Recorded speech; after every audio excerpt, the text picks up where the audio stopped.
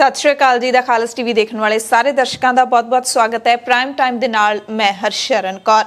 जून 1984 के हमले तो बाद भारतीय फौज ने मनुखी हकों के घाण दीआं सारियां हद्दां टप दित्तियां सी। एक ऐसा नसूर है सिख कौम के पिंडे के उत्ते जिहड़ा सारा साल रिसदा रहिंदा है, इनू भुलाया नहीं जा सकता, इनू मेटिया नहीं जा सकता, ये हमेशा तक याद रहूगा। जून 1984 साडे दिलों दे विच सदा नासूर बन के रिसदा रहेगा। असीं कदे इस नूं भुल नहीं सकते।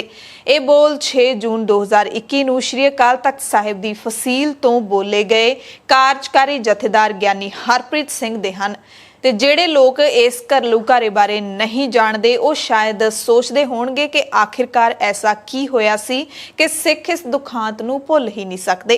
सब तो पहला कारण कि सिख इस नूं भुल नहीं सकते, जिस मुल्क की आज़ादी लई घट गिणती सिख भाईचारे ने 80% तो वध कुर्बानियां दित्तियां, उसे मुल्क की फौज ने सिखां दे मुकद्दस अस्थान दे उत्ते तोपां ते टैंकां नाल दुश्मन की फौज बन के हमला कीता सी।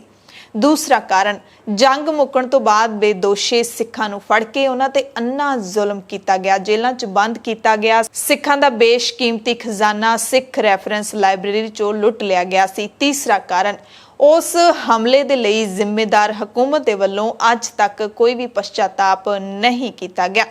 अज असीं प्राइम टाइम दे विच जिक्र करांगे मनुखी अधिकारां दी उलंघना दी। जून 1984 दे विच आखिरकार मनुखी अधिकारां दा घाण किवें कीता गया। दरअसल मनुखी अधिकारां दी उलंघना पंजाब दे विच सिर्फ जून 1984 जां उस तो बाद ही नहीं बल्कि 1984 तो लैके 1994 तक लगातार हुंदी रही।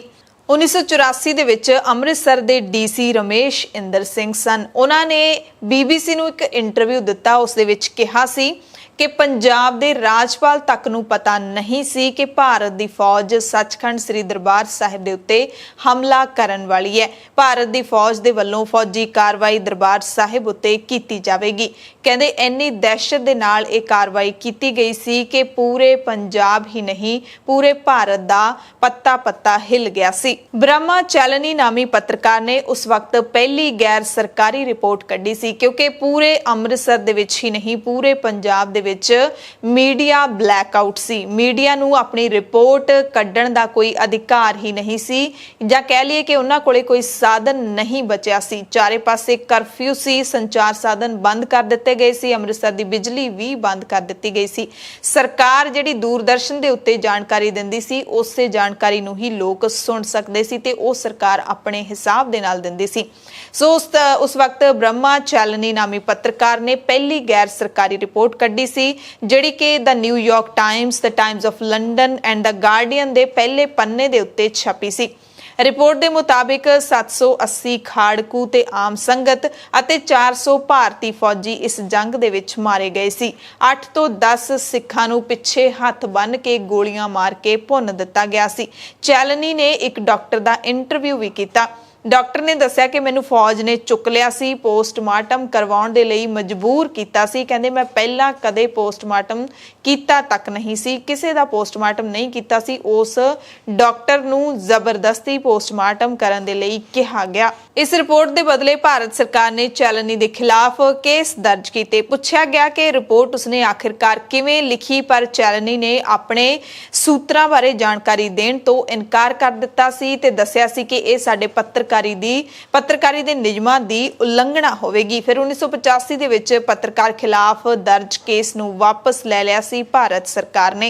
उस तो बाद बहुत सारे लोगों ने, बहुत सारियां शख्सियतां ने मनुखी अधिकारां दी उलंघना दे वड्डे इल्जाम सरकार दे खिलाफ लाए, सरकार दी फौज दे खिलाफ लाए, क्योंकि उस जंग दे विच ना तां जंग दे नियमां दी पालना की गई ते ना ही उत्थे मौजूद आम लोकां दे नाल मुल्क दे नागरिकां वाला व्यवहार किया गया। मनुखी अधिकारां दी उलंघना किस कदर होई असीं तुहानूं पूरे सबूतां दे नाल दस रहे हां ते कुछ पॉइंट होर तुहानूं दस दिंदे हां। उस वक्त रागी हरचरण सिंह दरबार साहिब दे विच सीगे। उन्हां ने दस्सिया कि 6 जून नूं भारतीय फौज ने अपनी पहली जिहड़ी अनाउंसमेंट कीती सी कि ਜਿਹੜਾ ਆਪਰੇਸ਼ਨ ਬਲੂ ਸਟਾਰ ਹੈ ਉਹ ਪੂਰਾ ਹੋ ਚੁੱਕਿਆ ਹੈ, ਸਾਡਾ ਮਿਸ਼ਨ ਪੂਰਾ ਹੋ ਚੁੱਕਿਆ ਹੈ ਤੇ ਸਾਰੇ ਲੋਕ ਨੇ ਜਿਹੜੇ ਉਹ ਇਸ ਪਰਿਸਰ ਨੂੰ ਖਾਲੀ ਕਰ ਦੇਣ।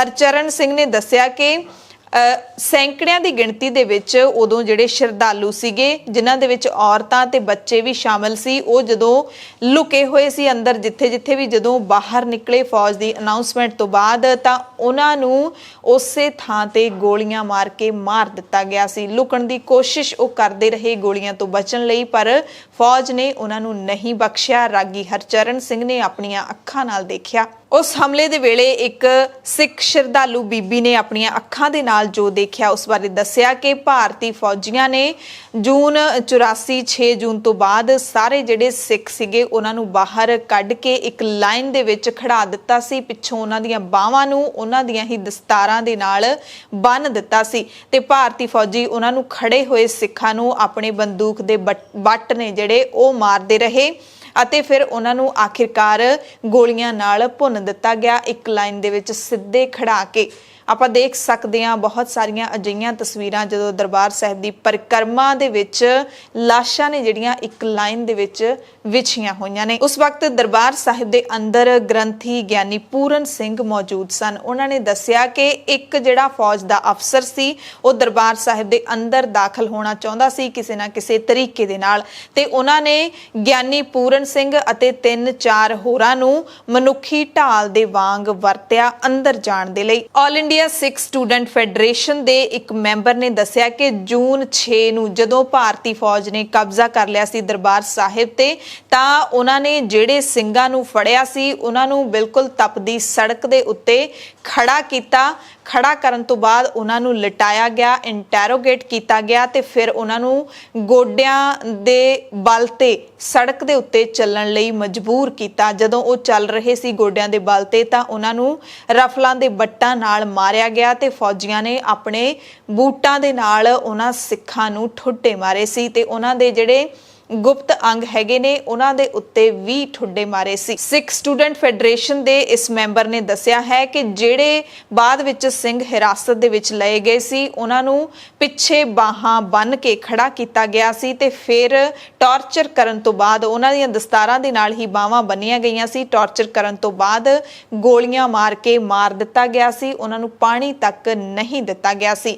ਸ਼ਾਮ ਨੂੰ 7 ਵਜੇ ਜਿਹੜੇ ਦਰਬਾਰ ਸਾਹਿਬ ਦੇ ਅੰਦਰ ਸੰਗਤ ਜਿਹੜੀ ਉੱਥੇ ਪਹੁੰਚੀ ਹੋਈ ਸੀ, ਜਿਹੜੀ ਇੰਨੇ ਦਿਨ ਉੱਥੇ ਅੰਦਰ ਹੀ ਰਹੀ ਸੀ, ਨਾ ਉਹਨਾਂ ਨੂੰ ਬਾਹਰ ਨਿਕਲਣ ਦਾ ਕੋਈ ਮੌਕਾ ਸੀ, ਨਾ ਹੀ ਦਰਬਾਰ ਸਾਹਿਬ ਦੇ ਅੰਦਰ ਨਤਮਸਤਕ ਹੋਣ ਦਾ ਮੌਕਾ ਸੀ ਚਾਰੇ ਪਾਸੇ, ਕਿਉਂਕਿ ਖੂਨ ਖਰਾਬਾ ਹੋ ਰਿਹਾ ਸੀ।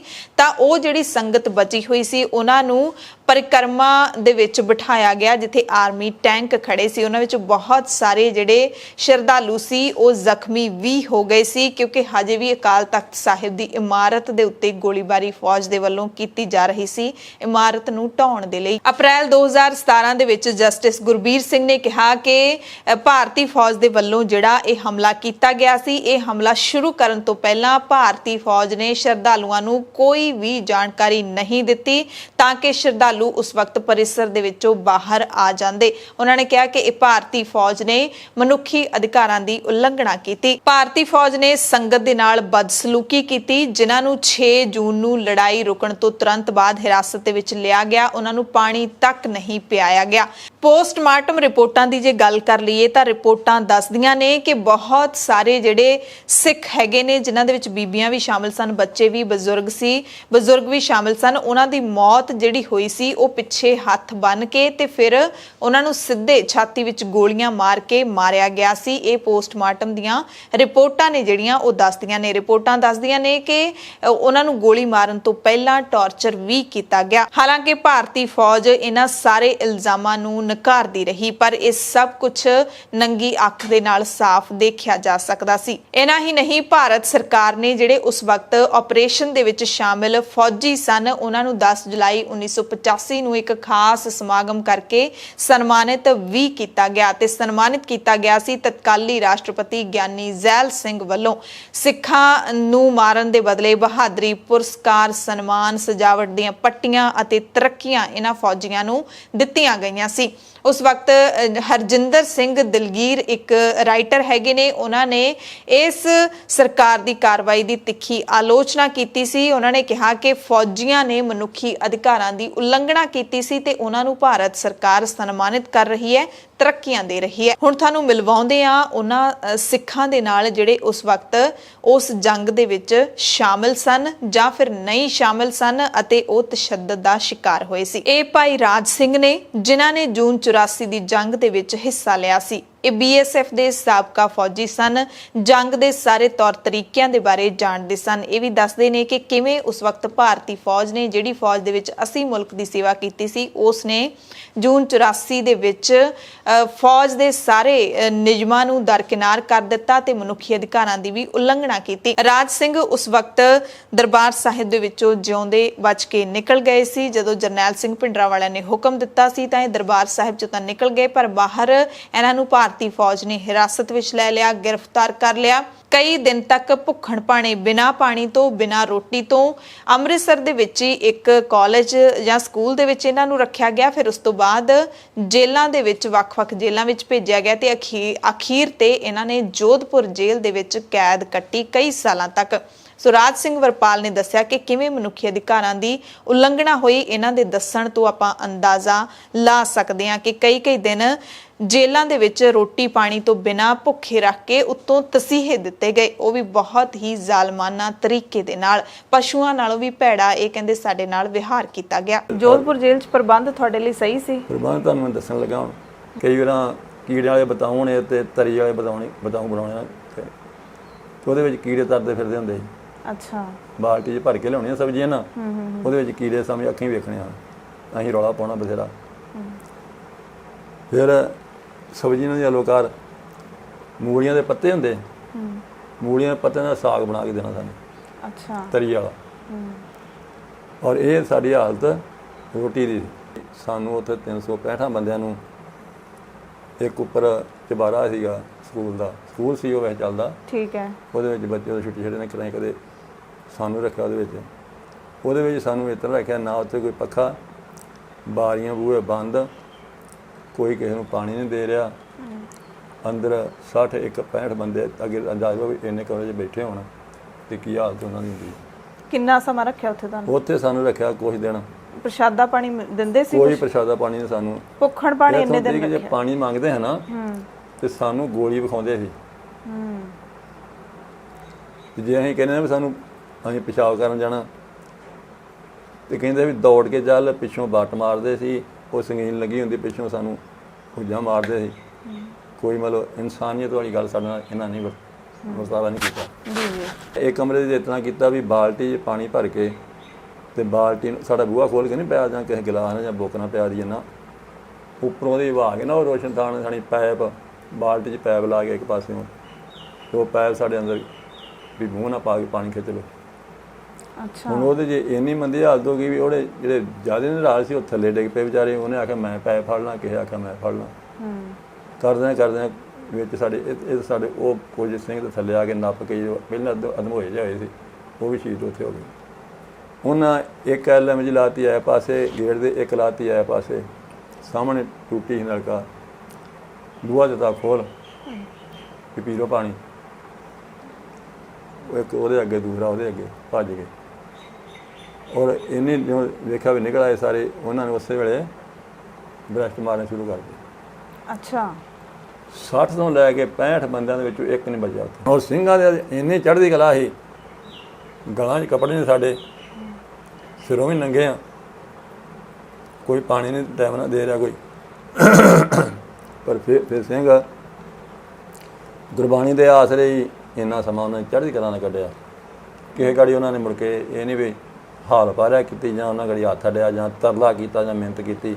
ਬਿਲਕੁਲ ਕਿਸੇ ਸਿੰਘ ਨੇ ਐਸੀ ਵਾਰਦਾਤ ਨਹੀਂ ਕੀਤੀ। ਇਹ ਦੂਸਰੇ ਸਿੰਘ ਭਾਈ ਭਗਵਾਨ ਸਿੰਘ ਨੇ ਉਸ ਵਕਤ ਸਿੰਘਾਂ ਵਾਲੇ ਪਾਸਿਓਂ ਜੰਗਜੂ ਸਿੰਘ ਸਨ। ਸਾਫ਼ ਤੌਰ ਤੇ ਦੱਸ ਰਹੇ ਨੇ ਕਿ ਜਦੋਂ 6 ਜੂਨ ਨੂੰ ਲੜਾਈ ਖਤਮ ਹੋ ਚੁੱਕੀ ਸੀ ਤਾਂ ਭਾਰਤੀ ਫੌਜ ਨੇ ਖਾਸ ਤੌਰ ਤੇ ਅਨਾਉਂਸਮੈਂਟ ਕੀਤੀ ਸੀ ਕਿ ਜਿਹੜੇ ਵੀ ਸਿੰਘ ਅੰਦਰ ਬਚੇ ਨੇ ਉਹ ਸਾਰੇ ਬਾਹਰ ਆ ਜਾਣ, ਉਹਨਾਂ ਦੇ ਨਾਲ ਜੰਗੀ ਕੈਦੀਆਂ ਵਾਲਾ ਵਿਹਾਰ ਕੀਤਾ ਜਾਏਗਾ। ਪਰ ਕੀ ਵਿਹਾਰ ਕੀਤਾ ਗਿਆ ਉਹ ਇਹਨਾਂ ਨੇ ਤੁਰੰਤ ਹੀ ਦੇਖ ਲਿਆ ਸੀ। ਜਦੋਂ ਪਿੱਛੇ ਬਾਹਾਂ ਬੰਨ ਕੇ ਤੇ ਇਹਨਾਂ ਨੂੰ ਜਾ ਕੇ ਲਾਈਨ ਦੇ ਵਿੱਚ ਖੜੇ ਕਰ ਦਿੱਤਾ ਗਿਆ ਸੀ। हिंदी च कर दिया कि हम सभी को बोलना चाहते हैं कि वो अपने हमारा कब्जा हो चुका है आपके कॉम्प्लेक्स के ऊपर में, और आप हमें गिरफ्तारी दे दीजिए और हम आपको मतलब कि आपके साथ में जंगी कैदियों वाला सलूक करेंगे। ਅੱਛਾ। ਤੇ ਜਦੋਂ ਅਸੀਂ ਬਾਹਰ ਨਿਕਲਦੇ ਆ, ਮੈਂ ਬਾਹਰ ਨਿਕਲਦਾ, ਉਹ ਮੈਨੂੰ ਹੱਥ ਖੜੇ ਕਰਾਉਂਦੇ ਆ ਮੇਰੇ, ਤੇ ਉਹ ਗੰਨ ਲਾ ਕੇ ਮੇਰੇ ਅੱਗੇ ਤੇ ਮੇਰੇ ਹੱਥ ਪਿੱਛੇ ਕਰਾ ਕੇ ਤੇ ਬੰਨ ਦਿੰਦੇ ਆ। ਅੱਛਾ। ਬੰਨ ਕੇ ਤੇ ਮੈਨੂੰ ਲੈ ਜਾਂਦੇ ਨੇ ਉਹ ਇਧਰਲੇ ਪਾਸੇ ਜਿੱਥੇ ਬਾਬਾ ਦੀਪ ਸਿੰਘ ਵਾਲੀ ਬਾਈ ਸੀ। ਹਾਂਜੀ। ਮੇਰੇ ਜਾਣ ਤੋਂ ਪਹਿਲਾਂ ਉੱਥੇ 100-150 ਸਿੰਘ ਬਿਠਾਏ ਸੀ, ਉਹਨਾਂ ਸਾਰਿਆਂ ਦੇ ਹੱਥ ਪਿੱਛੇ ਬੱਧੇ ਸੀ ਤੇ ਉਹ ਬੈਠੇ ਸੀ। ਅੱਛਾ, ਉਹ ਸਾਰੇ ਉਹਨਾਂ ਅਨਾਉਂਸਮੈਂਟ ਤੋਂ ਬਾਅਦ ਸਾਰੇ ਪ੍ਰੈਸਰ ਚੋਂ ਬਾਹਰ ਨਿਕਲੇ ਸੀ। ਉਹ ਪਹਿਲੋਂ ਨਿਕਲੇ ਹੋਣਗੇ ਕੁਛ, ਜਾਂ ਬਾਅਦ ਚ ਨਿਕਲੇ ਹੋਣਗੇ, ਜਿਤਨਾ ਫੜੀ ਗਏ ਉਤਨਾ ਤੇ ਉਹਨਾਂ ਵਿੱਚੋਂ ਜਿਹੜੇ ਜੰਗੀ ਸਿੰਘ ਸੀ, ਜਿਹੜੇ ਲੜਾਈ ਕਰਨ ਵਾਲੇ ਸਿੰਘ ਸੀ, ਉਹ ਕਿੰਨੇ ਕੁ ਸੀ ਤੇ ਆਮ ਸਿੱਖ ਕਿੰਨੇ ਕੁ ਸੀ ਜਿਹੜੇ ਉੱਥੇ ਦਰਸ਼ਨਾਂ ਲਈ ਪਹੁੰਚੇ ਸੀ ਜਾਂ ਮੋਰਚੇ ਦੇ ਵਿੱਚ ਪਹੁੰਚੇ ਹੋਏ ਸੀ? ਮਤਲਬ ਕਿੰਨਾ ਸਿੰਘਾਂ ਦੇ ਬਾਰੇ ਤੁਸੀਂ ਪੁੱਛ ਰਹੇ ਹੋ? ਤੇ ਬੈਠਿਆਂ ਚ ਬੈਠੇ ਸੀ ਨੇ, ਬੈਠਿਆਂ ਦੇ ਵਿੱਚ ਤੇ ਜਿਹੜੇ ਮੇਰੇ ਨਾਲ ਸਾਰੇ ਦੇ ਸਾਰੇ ਸ਼ਹੀਦ ਹੋ ਗਏ ਟੋਟਲ। ਤੇ ਉਧਰੋਂ ਜਿਹੜੇ ਆਏ ਉਹਨਾਂ ਦੇ ਵਿੱਚੋਂ ਮੇਰੇ 5 ਸਿੰਘ ਹੈਗੇ ਸੀ। ਠੀਕ ਹੈ। ਇੱਕ ਪ੍ਰਤਾਪ ਸਿੰਘ ਗੋਰਖਾ ਸੀ ਜਿਹੜਾ ਨੇਪਾਲੀ ਸੀ, ਉਹ ਤੇ ਉਹਨੇ ਅੰਮ੍ਰਿਤ ਛਕਿਆ ਸੀ, ਹਜੂਰ ਸਾਹਿਬ ਸਾਡੇ ਨਾਲ ਹੀ ਆਇਆ ਸੀ। ਉਹ ਜਿੱਥੇ ਉਹ ਉਧਰੋਂ ਆਇਆ ਸੀ ਜਿੱਥੇ ਜਨਰਲ ਸ਼ਵੇਕ ਸਿੰਘ ਸ਼ਹੀਦ ਹੁੰਦੇ ਆ, ਉਹ ਜਿਹੜੇ ਕਮਰੇ ਸੀ ਨਾ ਜਿੱਥੇ ਪ੍ਰਕਾਸ਼ ਹੁੰਦਾ ਗੁਰੂ ਸਾਹਿਬ ਦਾ, 2 ਕਮਰੇ ਆ, ਉਹ ਉੱਥੇ ਸੀ। ਉਹ ਉਧਰੋਂ ਆਉਂਦਾ ਤੇ ਇਹ 4 ਜਾਣੇ ਜਿਹੜੇ ਸੀ, ਜਿਹੜੇ ਬੀਬੀ ਪ੍ਰੀਤਮ ਕੌਰ ਵਾਲੇ ਮੋਰਚੇ ਦੇ ਉੱਤੇ ਸੀ, ਤਾਂ ਇਹ ਇਧਰੋਂ ਦੇ ਅਸੀਂ ਟੋਟਲ ਉੱਥੇ ਉਦੋਂ 6 ਸਿੰਘ ਸਨ। ਇਹ ਤੀਸਰੇ ਸਿੱਖ ਭਾਈ ਜੋਗਾ ਸਿੰਘ ਨੇ। ਇਹ ਉਸ ਵਕਤ ਬੰਗਾ ਦੇ ਇਤਿਹਾਸਿਕ ਗੁਰਦੁਆਰਾ 6ਵੀਂ ਪਾਤਸ਼ਾਹੀ ਦਾ ਗੁਰਦੁਆਰਾ ਪਿੰਡ ਜਿੰਦੋਵਾਲ ਦੇ ਵਿੱਚ ਸੁਭਾਇਮਾਨ ਹੈ। ਉੱਥੇ ਇਹ ਰਾਗੀ ਸਿੰਘ ਦੇ ਵਜੋਂ ਸੇਵਾਵਾਂ ਨਿਭਾ ਰਹੇ ਸਨ। ਉਸ ਵਕਤ ਮੈਨੇਜਰ ਨੇ ਜਿਹੜੇ ਗੁਰਦੁਆਰੇ ਬੰਗਾ ਗੁਰਦੁਆਰੇ ਦੇ, ਉਹ ਕਿਤੇ ਬਾਹਰ ਗਏ ਹੋਏ ਸੀ ਤੇ ਇਹਨਾਂ ਨੂੰ ਮੈਨੇਜਰ ਦਾ ਚਾਰਜ ਵੀ ਦਿੱਤਾ ਹੋਇਆ ਸੀ। ਜੋਗਾ ਸਿੰਘ ਨੇ ਦੱਸਿਆ ਕਿ ਕਿਵੇਂ ਗੁਰਦੁਆਰੇ ਦੇ ਸਾਰੇ ਸੇਵਾਦਾਰਾਂ ਨੂੰ, ਕੋਈ ਵੀ ਸੇਵਾਦਾਰ ਨਹੀਂ ਬਚਿਆ ਸੀ, ਸਾਰੇ ਸੇਵਾਦਾਰਾਂ ਨੂੰ ਬਿਨਾਂ ਕਿਸੇ ਕਸੂਰ ਤੋਂ ਜੇਲ੍ਹਾਂ ਦੇ ਵਿੱਚ ਸੁੱਟ ਦਿੱਤਾ ਗਿਆ ਸੀ। ਅਣਮਨੁੱਖੀ ਤਸ਼ੱਦਦ ਕੀਤਾ ਗਿਆ ਸੀ, ਬਹੁਤ ਬੁਰੇ ਤਰੀਕੇ ਦਾ ਟਾਰਚਰ ਕੀਤਾ ਗਿਆ ਸੀ। ਕੋਈ ਬਿਜਲੀ ਦਾ ਨਹੀਂ ਚੱਲਦਾ, ਇੱਕ ਰੋਸ਼ਨਦਾਨ ਵੱਲ ਦੀ ਹਵਾ ਆ ਰਹੀ ਸੀ।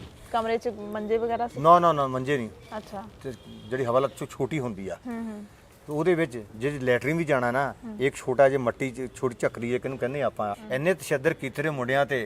ਇਹਦਾ ਜਿਹੜੇ ਸੀਗੇ ਇਹ ਗੋਡੇ ਤੋੜਿਓ ਪਏ ਸੀਗੇ, ਬਾਹਾਂ ਤੋੜੀਆਂ ਪਈਆਂ ਸੀ, ਹਾਏ ਕਰਲਾਪ ਕਰ ਰਹੇ ਸੀਗੇ, ਕੋਈ ਉਹਨਾਂ ਨੂੰ ਮੈਡੀਸਨ ਨਹੀਂ ਸੀ ਮਿਲ ਰਹੀ। ਆਪਾਂ ਕੀ ਦੇਖਿਆ ਉੱਥੇ ਜੇਲ੍ਹ ਦੇ ਵਿੱਚ ਜੋ ਹੋ ਰਿਹਾ ਸੀਗਾ, ਬਿਲਕੁਲ। ਤੇ ਇੰਨਾ ਤਸ਼ੱਦਦ ਹੋਇਆ, ਜਾਨੀ ਬਿਨਾਂ ਸਾਡਾ ਕੋਈ ਕਸੂਰ ਨਹੀਂ ਸੀ। ਆਪਾਂ ਗੁਰਬਾਣੀ ਦਾ ਕੀਰਤਨ ਕਰਦੇ ਸੀਗੇ, ਸਾਡੇ ਨਾਲ ਦੇ ਸਿੰਘ ਜਿਹੜੇ ਸੀਗੇ ਉਹ ਪਾਠੀ ਸੀਗਾ, ਪਾਠ ਕਰਦੇ ਸੀਗੇ, ਤੇ ਜਾਨੀ ਬਿਨਾਂ ਹੀ ਵਜ੍ਹਾ, ਬਿਨਾਂ ਇੰਨਾ ਸਾਡੇ ਤਸ਼ੱਦਦ ਕੀਤਾ ਨਾ ਜੀ। ਤੁਹਾਡੇ ਜਿਹੜੇ ਬਾਥਰੂਮ ਵੀ ਕਰਨਾ, ਲੈਟਰੀ ਕਰਨੀ, ਉਹਦੇ ਵਿੱਚ ਜਾਵੇ ਸਾਹਮਣੇ ਕਮਰੇ ਦੇ ਵਿੱਚ ਹੀ, ਕਮਰੇ ਦੇ ਵਿੱਚ ਹੀ।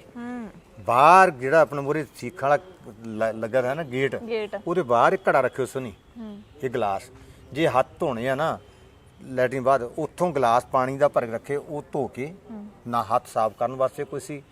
ਜਾਨੀ ਨਰਕ ਦੇਖ ਕੇ ਕਹਿੰਦੇ ਇੱਥੇ ਨਰਕ ਇੱਥੇ ਆ, ਆਪਾਂ ਪ੍ਰਤੱਖ ਮਹਾਰਾਜ ਨੇ ਸਾਨੂੰ ਨਰਕ ਦਿਖਾਤਾ। ਨਰਕ ਇਹਨੂੰ ਕਹਿੰਦੇ ਆ। ਜਿਨ ਵੀ ਜਾਣਾ ਤੂੰ ਪਰੇ ਮੂੰਹ ਕਰ ਲਾ, ਉੱਥੇ ਲੈਟਰਿਨ ਕਰਨੀ, ਉਹੀ ਪਾਣੀ ਪੀਣਾ ਅੰਦਰੋਂ ਘੜੇ ਵਿੱਚੋਂ ਸਾਰਿਆਂ ਨੇ। ਫਿਰ ਜਦ 22 ਬੰਦੇ ਸੀ ਅਸੀਂ ਇੱਕ ਕਮਰੇ 'ਚ, ਉੱਥੇ ਸਾਹ ਵੀ ਨਾ ਆਵੇ, ਕਿੰਨਾ ਹੁੱਟ ਹੋਵੇ, ਬੜੇ ਪਰੇਸ਼ਾਨ ਬਹੁਤ। ਜਦ ਸਾਨੂੰ ਰੋਟੀ, ਇੱਕ ਰੋਟੀ ਦੇਣੀ, 22 ਬੰਦੇ ਤੇ ਕਮਰਾ ਇੰਨਾ ਕੁ ਸੀ ਵੀ ਸਾਰੇ ਬਹਿ ਸਕੋ? ਹਵਾ ਨਹੀਂ, ਬਹਿ ਹੋਏ ਤੇ ਖੜੇ ਸੀ ਸਾਰੇ, ਖੜੇ ਸੀਗੇ। ਕੋਈ ਪਿਆ ਸੀਗਾ, ਕੋਈ ਲੱਤਾਂ ਸਾਈਡਾਂ ਨੂੰ ਲਾਈਆਂ ਸੀ, ਕਿਸੇ ਨੇ ਕਿਸੇ ਪਾਸੇ ਕੀਤੇ ਸੀਗੀਆਂ।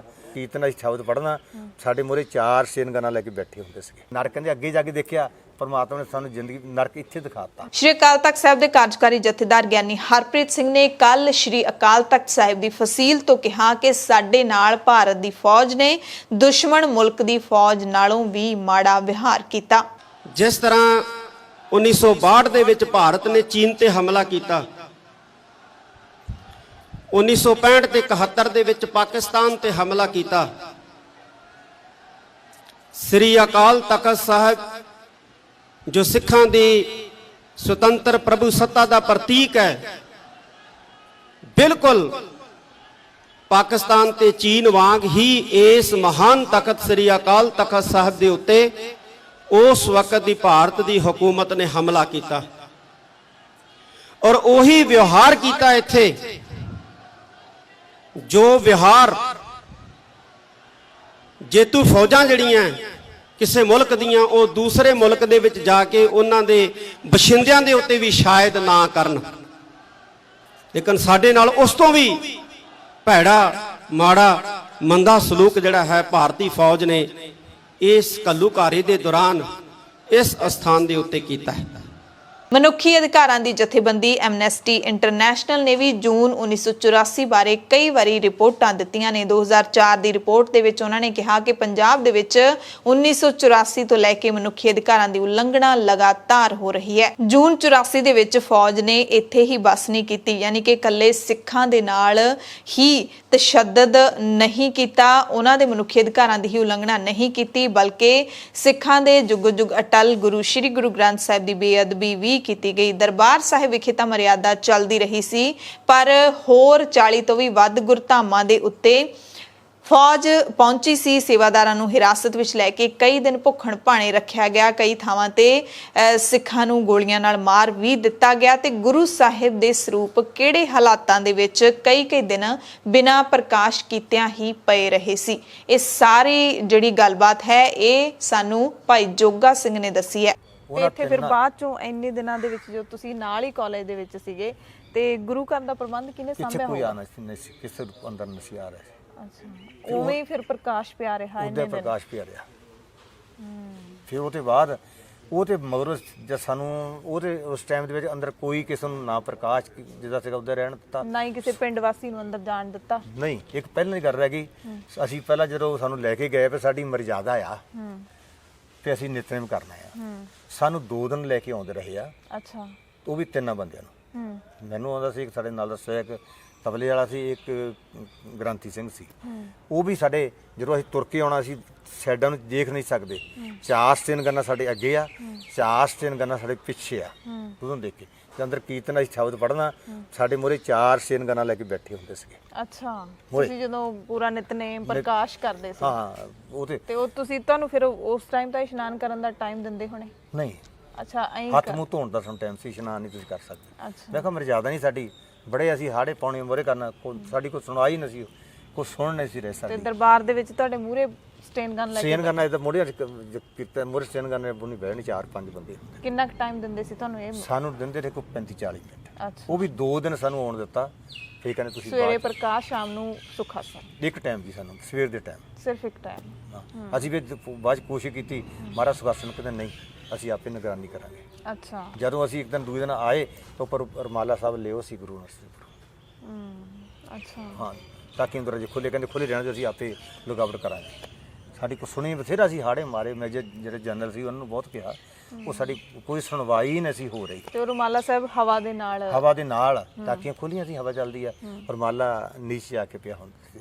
ਅੱਛਾ, ਫਿਰ ਅਸੀਂ ਆ ਕੇ ਕੋਸ਼ਿਸ਼ ਕਰਨੀ ਰੁਮਾਲੇ ਨੀਚੇ ਡਬਲ ਦੇ ਕੇ ਨੀਚੇ ਉਹਦੇ ਹੁਣ ਤੰਗ ਦਿੱਤਾ ਹੋਈ ਗੁਰੂ ਗ੍ਰੰਥ ਸਾਹਿਬ ਨੂੰ। ਸੋ ਇਹ ਤਾਂ 1984 ਜਾਂ ਉਸ ਤੋਂ ਕੁਝ ਸਮਾਂ ਬਾਅਦ ਦੀ ਗੱਲ ਸੀ, ਪਰ ਉਹ ਦੌਰ ਵੀ ਸ਼ਾਇਦ ਤੁਹਾਨੂੰ ਨਹੀਂ ਭੁੱਲਿਆ ਹੋਣਾ ਜਦੋਂ ਦਸਤਾਰ ਵਾਲੇ ਹਰ ਸਿੱਖ ਨੌਜਵਾਨ ਨੂੰ ਮਾਰ ਕੇ ਝੂਠਾ ਮੁਕਾਬਲਾ ਬਣਾ ਕੇ ਦੱਸ ਦਿੱਤਾ ਜਾਂਦਾ ਸੀ।